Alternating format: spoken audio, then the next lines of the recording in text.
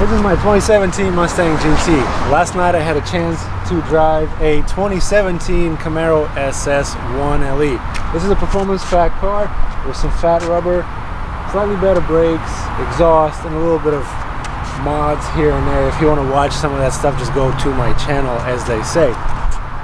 Last night I had a chance, like I said, to drive a 1LE, and this car and that car, the one that's not here, they get compared very often and kind of cross-shopped as well by track guys, by guys that like, you know, pony cars and muscle cars that can actually handle. So I thought I'd give you some impressions. Some of the things that I say you might have thought about or heard of. Some of the things are really, really different. So that is to come. I have my little nifty list of things that I'm going to say.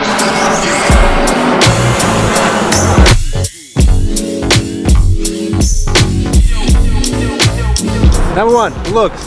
A lot of people would agree that the Mustang looks better, but it is subjective. Obviously, nobody knows factually what looks better. It's just a matter of preference. Obviously, with what I drive, I think this is a better looking car. So, in that category, absolutely Mustang.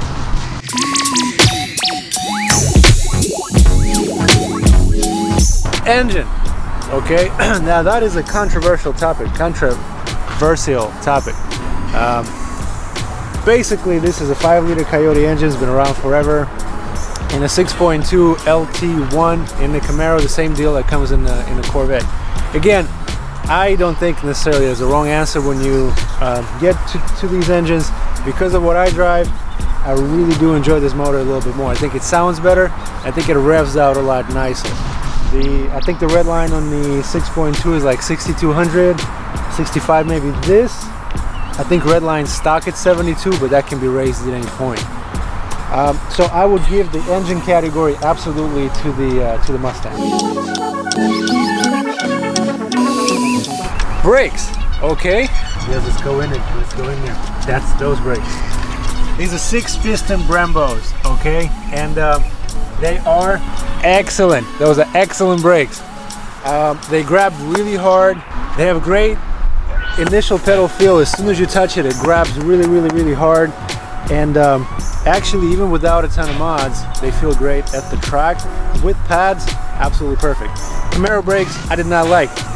Maybe some people are going to give me crap for that. Don't care. Not long hair. Just don't care, because these brakes are better. Driving back and forth, these are better brakes. Throttle response. Okay. Again, my car is stock. That Camaro was stock as well. This has 30,000 miles. I don't know if that matters. Camaro had 21,000 miles. This is just a snappier throttle. The throttle in the Camaro feels kind of artificial. You know, you kind of hit it a little bit, and there's a tiny little bit of delay, even in track mode. Combine that with a really fat torque curve down low, and it kind of, compared to this, falls a bit on its face. I feel this has a better throttle response for the way that I drive. Again, people are going to give me crap for it, I'd imagine. The next on my list, okay, and this one is painful to admit. Judging by the toe strap right here, if you saw it, I do try to go to the track a little bit here and there.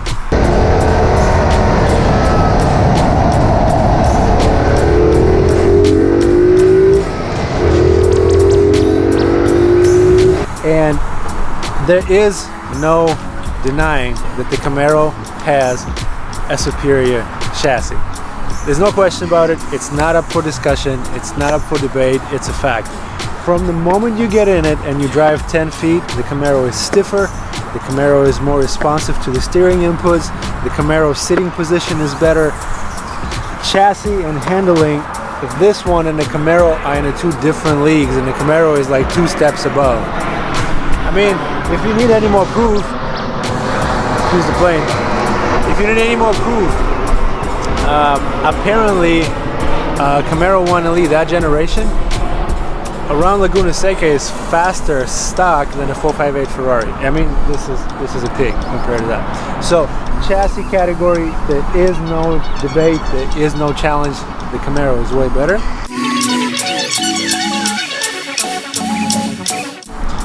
And again, I own this, and I say that still. Lastly, daily driver. think of it this way. If you actually use your car for anything but track, you want to put some stuff in the trunk, you want to take your wife on a date, you want to take it on a road trip, you actually want to see out of it, you want to stop at a drive-through in it, anything, right? You have bad knees, bad back, if you're old, and you shouldn't be driving cars like this. This is a better car. I mean, let me demonstrate.